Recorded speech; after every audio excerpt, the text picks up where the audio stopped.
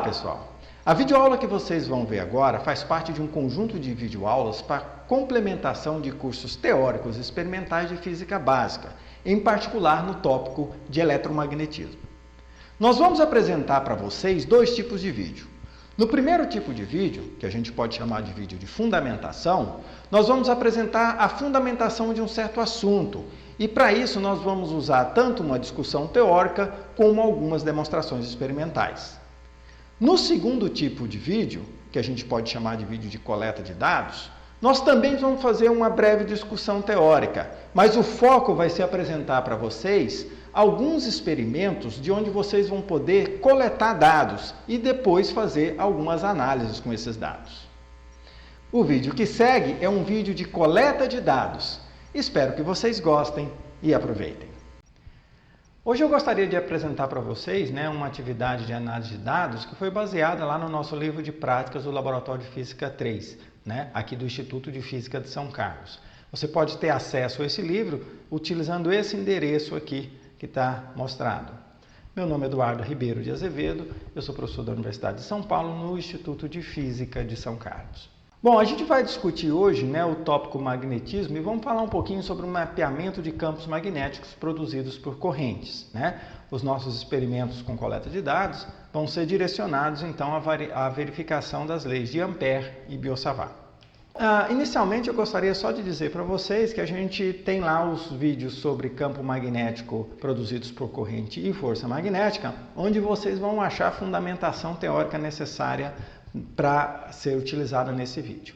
Bom, basicamente o que a gente vai precisar mais é alguns conceitos sobre a lei de Ampère e a lei de Biot-Savart que permitem nos relacionar o campo magnético com as distribuições de correntes em diversos sistemas.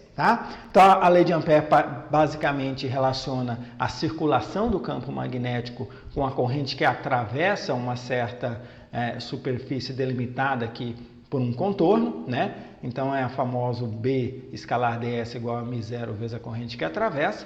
Então com isso você, a princípio, se você tem simetrias mais definidas, você pode determinar esse campo magnético. Mas de fato, de modo mais prático, a lei que a gente usa para calcular campos magnéticos para distribuições de correntes mais complicadas é a lei de Biot-Savart. A lei de Biot-Savart, ela pode ser deduzida da lei de Ampère. Então, a lei fundamental é a lei de Ampère.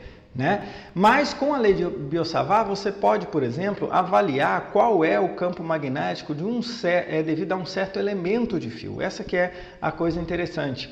Porque se eu defino aqui um elemento de fio, e defino aqui esse vetor, que tem o comprimento do elemento de fio e que aponta na direção e sentido da corrente, eu posso calcular o campo magnético num ponto P, conhecendo aqui a distância desse elemento até no ponto P e também esse versor aqui, que aponta do elemento até no ponto P, utilizando essa formulazinha aqui. E por que isso é interessante? Porque quando você quer fazer um cálculo de algum campo magnético com uma geometria muito complicada, você não vai fazer isso resolvendo isso analiticamente. Você vai ter que discretizar o problema e provavelmente resolver isso computacionalmente. É o que a gente chama de métodos de elementos finitos. Então é isso que os programas, geralmente, que calculam campo magnético a partir de distribuição de correntes, fazem. Você calcula o campo magnético de um elemento de corrente e aí vai somando sobre todos os elementos ao longo de todo o fio. Analiticamente, a gente representa isso aqui por essa integração aqui, que eu pego o campo de um elemento e integro sobre todo o fio. E aí, então, a gente tem a expressão final aqui para a lei de Biot-Savart, que fala que o campo magnético é igual a μ0 sobre 4π, a integral ao longo do fio de I dl vetor R chapéu sobre R quadrado. Então, com isso, a gente lá no vídeo sobre campos magnéticos produzidos corrente, calculou o campo magnético de algumas distribuições, uma espira, um par de bobinas em configuração Helmholtz e anti-Helmholtz, um solenoide, Então aqui a gente vai agora mapear esses campos experimentalmente. Mas para mapear os campos experimentalmente, eu preciso primeiro saber como medir esses campos. Nós também discutimos isso lá no outro vídeo com mais detalhes, mas eu vou só dar uma passada. A gente vai usar o efeito Hall para determinar o campo magnético aqui. Só lembrando, né, que é o efeito Hall? É basicamente uma manifestação da força de Lorentz, que é aquela combinação da força elétrica com a força magnética, né? Então, se eu pegar aqui, por exemplo, uma pequena chapinha onde tem portadores de cargas livres, pode ser um condutor ou um semicondutor, né? E submeter essa chapinha num campo magnético e fazer percorrer uma corrente, passar uma corrente nessa chapinha, né?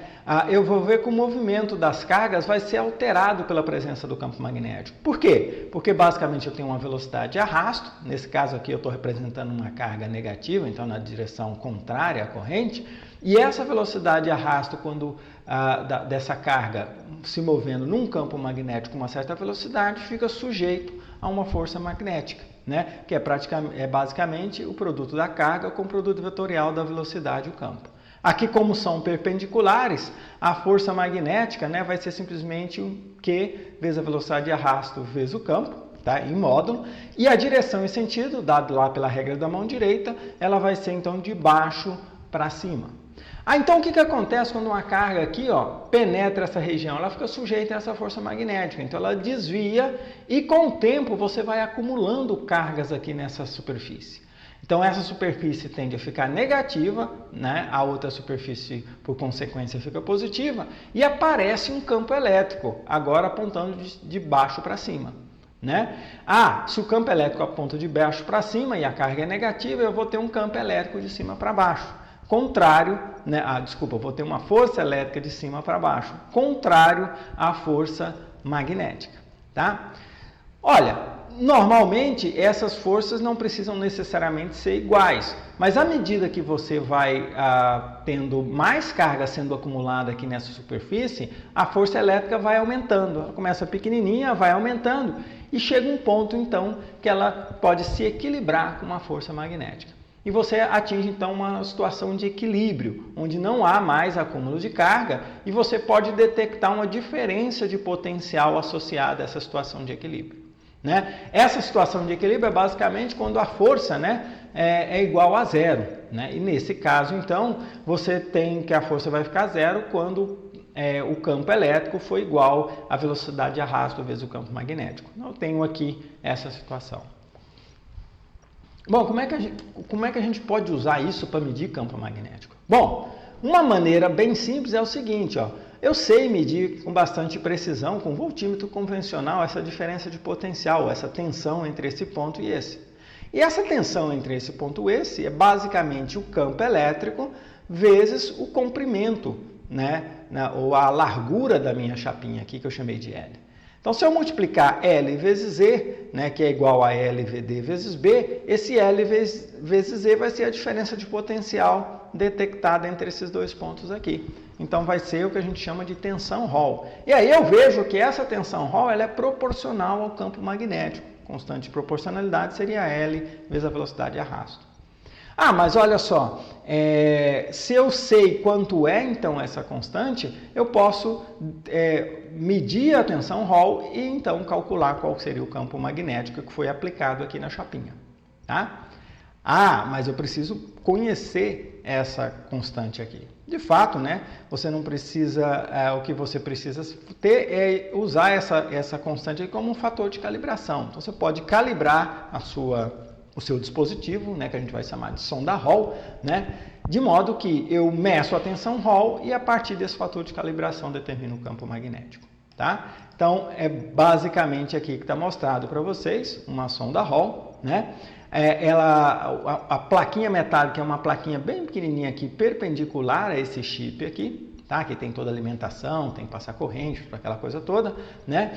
E normalmente a sonda ela tem um sentido de medida de campo. Significa o seguinte: quando o campo magnético estiver nessa direção, a tensão Hall detectada aqui vai ser positiva, né? Então o campo no sentido de medida da sonda. Nesse caso aqui, a nossa sonda, o sentido de medida é para frente aqui, como essa daqui, tá? Bom,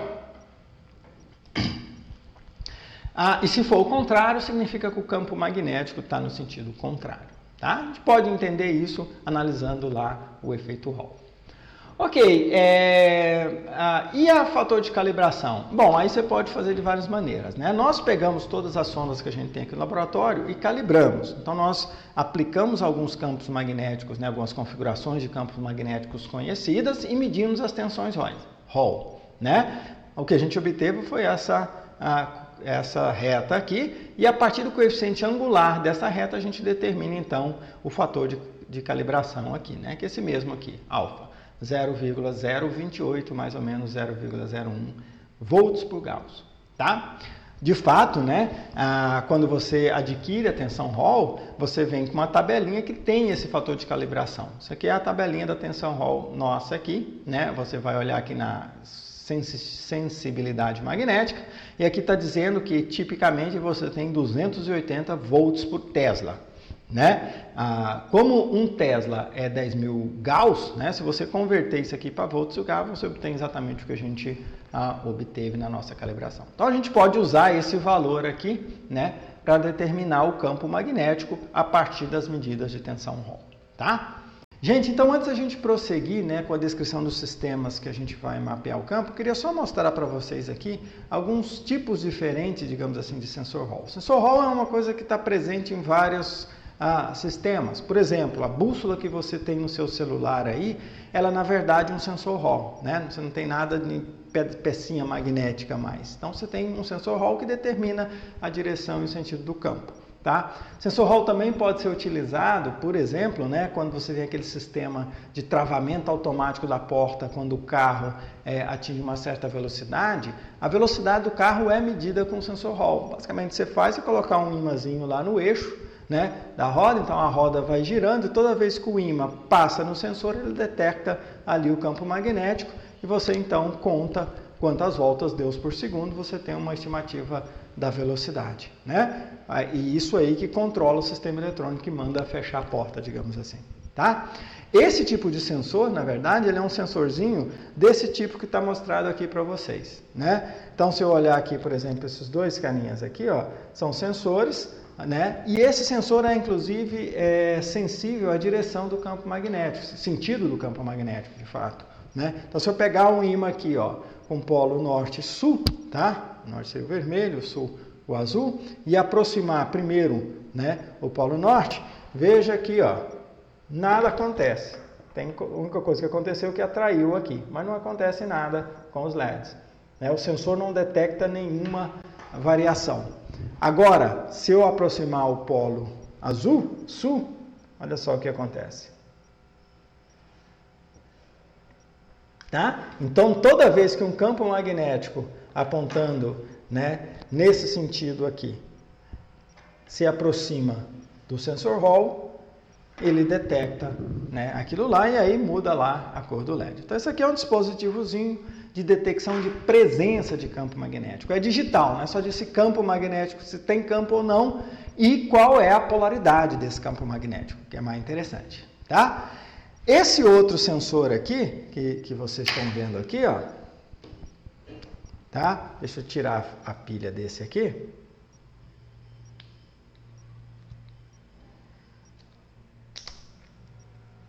Esse outro sensor que vocês estão vendo aqui, que eu coloquei a pilha, né? Ele é igual ao que a gente vai usar para a nossa medida de campo. Então, a saída, né, o sensor seria esse carinha aqui, a saída dele aqui é uma tensão, né, que depende do valor do campo magnético que está lá dentro, né, como a gente acabou de discutir. Então, agora, por exemplo, aproximando aqui o polo, tá vendo? Vermelho, o polo norte, né? Você tem uma diferença de potencial positivo. Se eu aplico aqui, vai para o outro lado, né? O mostrador não está muito bem calibrado, mas você vê que a diferença de potencial é contrária. E esse tipo de sensor é o que a gente tem aqui, né? Então tem a caixinha aqui onde está a alimentação, a bateria, né? E aqui está o nosso chipzinho. Então coloquei isso aqui na região de campo magnético, para aparecer uma diferença de potencial que a gente vai detectar aqui. Só que ao invés de usar esse mostradorzinho aqui, a gente vai usar o voltímetro na nossa placa de montagem. Então é assim que a gente vai mapear o campo magnético. Ok, vamos começar então com as configurações de campo que a gente vai abordar. A primeira delas vai ser o campo magnético de uma espira percorrida por uma corrente. Então está aqui, a gente vai colocar a corrente numa certa espira e vamos mapear o campo magnético ao longo do eixo Z. Então nós vamos vir aqui com o sensor Hall e vamos correr ao longo do eixo Z aqui para mapear qual é o valor do campo magnético como função dessa posição. Tá? De fato, né, nós lá no vídeo sobre campos produzidos por correntes, nós deduzimos isso aqui teoricamente utilizando a lei de Biot-Savart e a expressão é essa daqui. Né?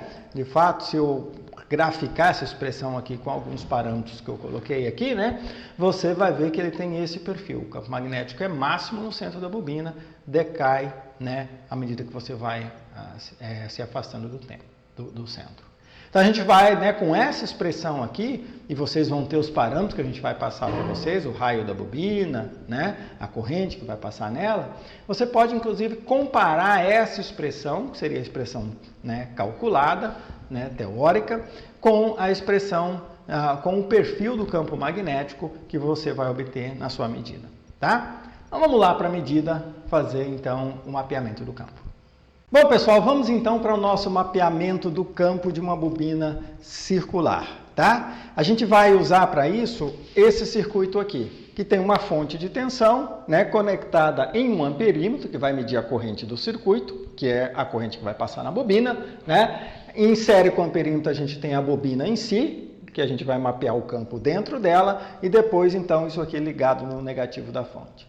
Na nossa placa de montagem aqui, né, a gente vai montar dessa maneira. Eu vou ligar aqui o positivo da fonte, tá? Tá desligado agora, mas a gente vai ligar aqui. Todos esses pontos correspondem ao mesmo potencial, porque estão ligados por um fio lá por trás. E aqui vai para o amperímetro, né? Então a corrente vai passar no amperímetro, sai por esse fio aqui, ó. Nesse fio a gente conecta esse ponto e liga na bobina. Na bobina, a corrente vai circular, né, nesse sentido, de modo que o campo magnético está apontando para cá. Né? Depois que passou então pela corrente, pela bobina, a corrente então sai por esse fio e vai para o negativo da fonte, completando o circuito aqui. Olha, independentemente, agora a gente tem a sonda Hall que vai mapear o campo em si. Então essa sonda Hall está alimentada e ligada no voltímetro. Tá? Aqui está a nossa sonda Hall. O sensor, essa parte de dentro, bem do centro aqui, né? Que a gente vai colocar no ponto onde a gente quer mapear o campo. A sonda Hall está aqui e está ligada lá por trás no voltímetro. E o valor da tensão Hall vai ser lida aqui. Tá? Então a gente vai ler o valor da tensão Hall em milivolts e depois você pode converter para campo magnético com a calibração que você já tem. Tá? E os parâmetros da bobina? Os parâmetros da bobina serão os seguintes. Ó, a gente vai usar uma bobina com 130 espiras, tem 130 voltas de fio ali. Tá? E o raio da bobina é de 14 centímetros. Tá? Então esses são os parâmetros da bobina. E o mapeamento a gente vai fazer mais ou menos o seguinte. Ó, a gente posicionou lá uma régua no centro da bobina, então isso vai ser o nosso ponto zero. E a gente vai começar a mapear a 14 centímetros desse zero. Então vamos começar aqui com o ponto menos 14.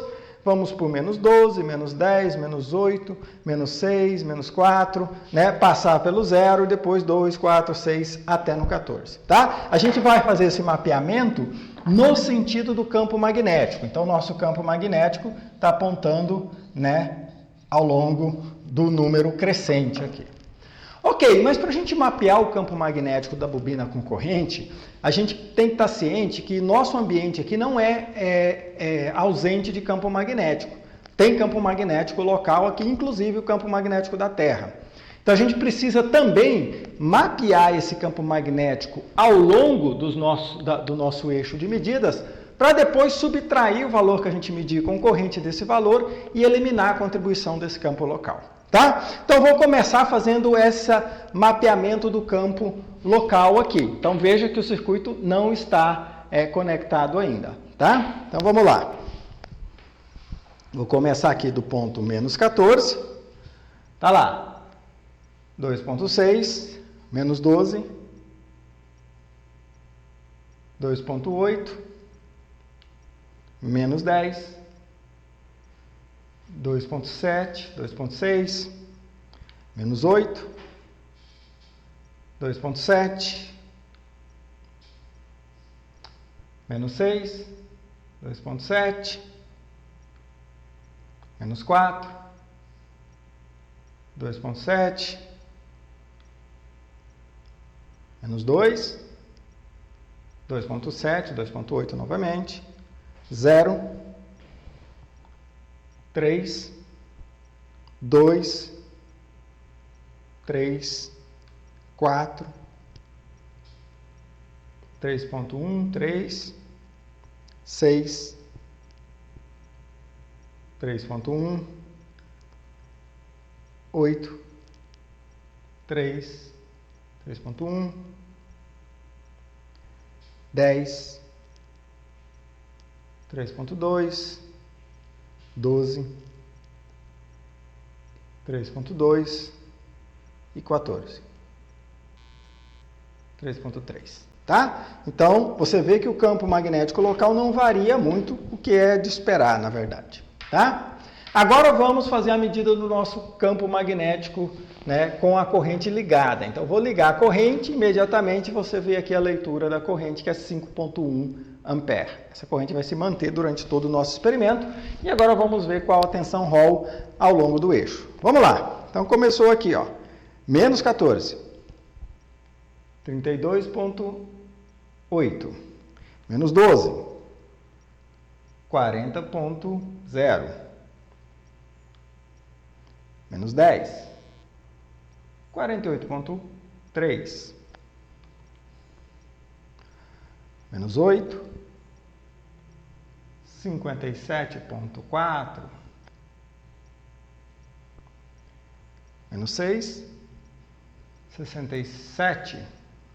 Menos 4. 75. Menos 2. 80,9. 0. 83. 2. 80,8. 4. 75,2. 6. 67,6. 8. 58. 10. 49,7. 12. 41,9 e 14. 34,4. Ok, pessoal, então agora já fizemos o mapeamento do campo, vamos fazer análise dos dados. Mas basicamente, muito simples que a gente vai fazer. Basicamente, né, nós fizemos aqui o mapeamento do campo, só passando aqui pelos parâmetros, né, uma bobina de 130 espiras, diâmetro 28 centímetros e percorrido por uma corrente de meio ampere. O que a gente vai fazer com esses dados? Bom, primeiro fazer um gráfico, né, do campo magnético, que você vai determinar com o fator de calibração e com os valores das tensões Hall que vocês mediram, né? Então, fazer um gráfico desse campo magnético em função da posição e comparar com o campo esperado, ou seja, calculado utilizando a equação obtida pela lei de Biot-Savart, tá? Então, é fazer os dois gráficos juntos, o gráfico teórico e o gráfico experimental, e ver se essas coisas concordam, né? E também discutir um pouco qual que é o comportamento daquele campo magnético lá, de maneira geral, tá? Bom, a segunda distribuição de correntes que a gente vai mapear são as bobinas em configuração Helmholtz, né? Então, basicamente, você tem aqui as duas bobinas, aqui você circula a corrente num sentido e aqui você na outra você circula a corrente no mesmo sentido, mantendo aqui a separação das bobinas igual ao raio delas, né? Nesse tipo de configuração, lá no vídeo sobre campos magnéticos de correntes, nós mostramos que a gente pode calcular o campo magnético por essa expressão aqui, tá? E quando você estiver aqui próximo do centro, essa expressão ela se resume a essa expressão aqui, onde a gente vê que o campo magnético é bastante constante lá no centro, né? Então, essa configuração Helmholtz é bem interessante para produzir campos magnéticos constantes, mas com acesso, né, por todos os lados aqui. Então, se você precisa de um campo constante, precisa acessar para fazer alguma coisa, né, com a amostra onde você está aplicando o campo, por exemplo, é a configuração ideal. Aqui, por exemplo, está mostrado, né, os gráficos, então tem aqui o valor exato, que seria o gráfico dessa expressão aqui, basicamente, e aqui o valor de aproximado, que seria essa expressão aqui, né, com as normalizações realizadas dessa maneira aqui. Tá? A gente vê, né, que tem uma grande região aqui no centro dessa configuração que, além do valor exato e o valor aproximado baterem, você tem um campo magnético bastante uniforme, bastante constante, que é o que a gente deseja de um tipo de bobina como essa, de uma configuração de bobinas como essa. Nós também, né, vamos fazer o que a gente chama de mapeamento das bobinas em configuração de Maxwell ou anti-Helmholtz. Tá? Aqui basicamente o que você tem é que é a mesma configuração, a mesma geometria, né, bobinas separadas pelo raio, tudo igual, só que agora a gente vai aplicar a corrente num sentido aqui e em outro sentido aqui. Né? Nós também lá no vídeo de campos produzidos por correntes, obtivemos a expressão para o campo magnético ao longo do eixo, utilizando lá a lei de Biot-Savart. E a expressão é essa daqui. Né? Quando a gente agora olha só próximo ao centro das bobinas, né, a gente vê agora que o campo magnético ele varia linearmente com a posição. Então isso aqui é uma excelente maneira de você produzir gradientes de campo magnéticos lineares, ou seja, onde o campo em cada posição vai aumentando linearmente, em torno do zero. Tá? Aqui está o exemplo, né, de um gráfico utilizando essa expressão, que seria o exato aqui, né, vermelho, e aqui o aproximado. De ver que nessa região aqui a gente tem um comportamento bastante linear e também as duas aproximações podem ser utilizadas para calcular esse gradiente de campo magnético. Gente, o nosso próximo mapeamento de campo, então, vai ser do nosso par de bobinas, onde a gente vai colocar, primeiramente, na configuração de Helmholtz, ou seja, as duas correntes circulando no mesmo sentido, e depois na configuração anti-Helmholtz, com as correntes circulando em sentidos contrários. Tá? A gente já acertou a geometria aqui do sistema, então a separação entre as bobinas já está igual ao raio, né? Então colocou aqui 14 centímetros de separação das bobinas, que é o mesmo raio, tá? Lembrando que essa bobina tem 130 espiras. O esquema, né, que a gente montou para fazer o circuito é a mesma coisa que a gente discutiu lá no mapeamento da nossa bobina circular, certo? A diferença é que aqui, em vez de ter uma bobina só, tem o par, tá? E na configuração aqui também, né, o centro agora da nossa referência aqui, ele está localizado no centro das bobinas. Então a gente vai começar mapeado menos 14, menos 10, menos 8, né, menos 14, menos 12, menos 10, menos 8 e assim por diante. Tá? Quando a gente estiver no zero aqui, a gente vai estar no centro da bobina. A gente já acertou tudo isso lá. Tá? E a montagem do circuito aqui é exatamente a mesma, tá? Com o detalhe que aqui eu conectei as duas bobinas de modo que, inicialmente, as correntes estão no mesmo sentido. Então, o primeiro mapeamento que a gente vai fazer aqui é do par de Helmholtz, ou seja, o par de bobinas na configuração de Helmholtz. Tá? Corrente está aqui, 0,5 ampere, já ajustamos. Vamos medir aí a tensão Hall lá naquele voltímetro. E a tensão de fundo, né? A medida do campo magnético do ambiente. Bom, como a gente não mudou nada do posicionamento aqui, você também pode usar a mesma medida que foi feita lá para a bobina circular, tá? Então vamos lá, vamos começar então a medida com o nosso par de Helmholtz. Eu vou começar aqui então do ponto menos 14, 76,8, menos 12, 88,8, menos 10, 101, menos 8,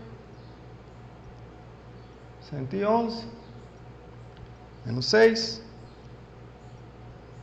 118, menos 4, 121,8,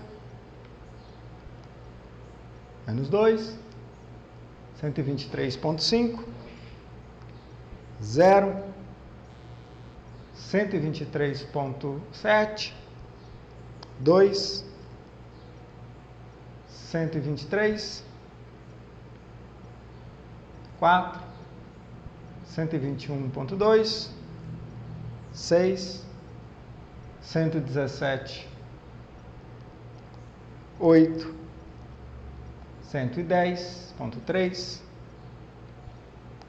10, 100.3, 12, 88.5, por fim, 14, 76.0, tá? Então, esse é o par de bobinas na configuração de Helmholtz. Agora vamos colocar a configuração anti-Helmholtz. O que eu vou fazer? Eu vou simplesmente inverter a corrente nas bobinas, tá? Eu vou trocar aqui os fios, e isso faz com que a corrente nessa bobina aqui circule assim, e nessa bobina aqui circule no sentido contrário. Vou trocar aqui. Então, só tirei daqui, troquei, já estou na configuração anti-Helmholtz, tá? E vamos lá novamente fazer o mapeamento. Comecei aqui do menos 14, menos 38.2, veja que deu negativo, porque o campo agora está no sentido contrário.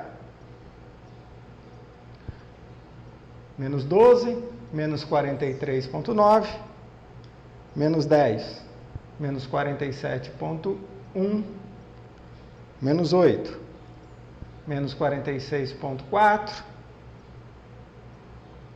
menos 6, menos 40.7, menos 4, menos 29.9, menos 2, menos 15.2, 0,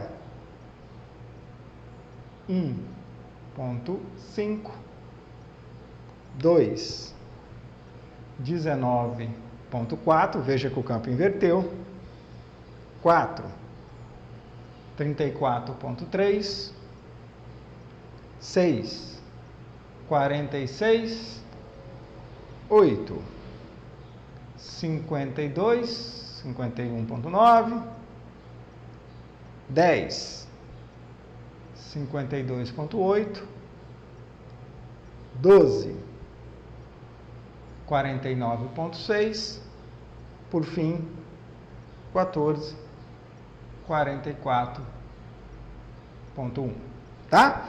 Então, agora você tem os valores de tensão Hall, né, para as bobinas, para o mapeamento ao longo do eixo da bobina, tá? Tanto na configuração de Helmholtz quanto anti-Helmholtz. Ok, pessoal, então agora vamos fazer a análise de dados, né? O que a gente vai fazer com a análise de dados? É basicamente a mesma coisa que a gente fez lá no caso da bobina única, né? Então, a gente agora vai mapear o campo, a bobina é a mesma, então tem 130 espiras, o diâmetro é 28 centímetros, a corrente foi de meio ampere, então a mesma coisa que foi utilizada na bobina. A gente mapeou o campo aqui na configuração de Helmholtz e na configuração de Maxwell, tá? E o que a gente vai fazer é fazer um gráfico do campo magnético como função da posição, né? Tanto o campo magnético como o campo esperado, e o campo esperado a gente pode usar essas expressões aí que foram calculadas utilizando a lei de Biot-Savart, né? E comparar o resultado, digamos assim, com a expressão e o resultado experimental que você obteve, tá? Pode discutir também o comportamento, dizer onde é que esse negócio pode ser utilizado, onde é interessante, qual é o limite, né? Qual é a zona limite ali que você acha que o campo é linear o suficiente e assim por diante, tá? E agora, então, né, a gente vai para a nossa terceira configuração, que são os solenoides, tá? Os solenoides são extremamente importantes para produzir campos magnéticos uniformes em uma região do espaço, tá? Bastante uniforme. Então, a gente vai fazer a mesma história. Eu tenho aqui o solenoide, com um raio e um comprimento, né? E a gente vai mapear o campo ao longo do eixo do solenoide, né? Vamos definir o zero aqui como sendo o centro do solenoide e ver como é que o campo varia ao longo do eixo. Bom, novamente, né, nós temos lá a expressão geral, que foi obtida utilizando a lei de Biot-Savart. Tá? Isso aqui depende do comprimento do solenoide, do raio, né, do número de espiras, da corrente. A gente vai fornecer todos esses dados para vocês e vocês vão poder então ver qual é o comportamento do campo baseado nessa predição aqui da lei de Biot-Savart, né? Se o solenoide é mais longo, né, se você tiver o solenoide muito longo, essa expressão aqui se reduz a isso, que também pode ser obtida pela lei de Ampère, né? Então é simplesmente μ0 NI sobre o comprimento do solenoide. Está aqui o gráfico, né, em duas situações, onde a razão R sobre L é 1 sobre 10 e aqui a razão R sobre L é 1 sobre 50. Você vê que quanto menor for o raio comparado com o comprimento, né, mais você tem uma região de campo uniforme aqui definida, né, e mais larga, digamos assim. Tá? Essa é a vantagem de você usar solenoides mais longos. Só se no caso onde a razão R sobre L é 1 sobre 10, você vê que você continua tendo uma região aqui de campo magnético bastante constante, mas uma região bem menor, né? Então, essa é uma maneira de você definir qual é a região que você tem de campo magnético mais constante. Note também, né, que para essa situação aqui, que parece mais um solenoide longo, né, o valor de campo aqui vai para 1. 1 porque está normalizado por μ0 NI sobre L, que é exatamente esse valor de campo, né? Então, quando você tem o solenoide mais longo, a gente vê aqui que a aproximação realmente tende à aproximação que a gente obtém para solenoide longo. Bom, pessoal, vamos então agora fazer um mapeamento do campo magnético aqui do solenoide, ao longo do eixo do solenoide, tá? Então, a gente vai usar esse solenoide aqui, só para passar alguns parâmetros dele para vocês, né? É um solenoide de 760 espiras e de comprimento de 14,85 centímetros, tá? Esse solenoide ele é enrolado de modo que você tem várias camadas de fio, tá? Então, o diâmetro interno dessas camadas é de 4,9 centímetros, o diâmetro externo de 6,95 centímetros. Qualquer cálculo que vocês forem fazer que envolver o raio, podem usar então o raio médio aqui, ou o diâmetro médio desse solenoide. O esquema de medida é exatamente a mesma coisa que a gente fez lá nas bobinas, né? Então, a fonte de tensão, o amperímetro para medir a corrente, ligado ao solenoide, tá? E aqui, independentemente, a sonda Hall ligada ao voltímetro, tá? Já está tudo montado aqui, ligado lá no solenoide.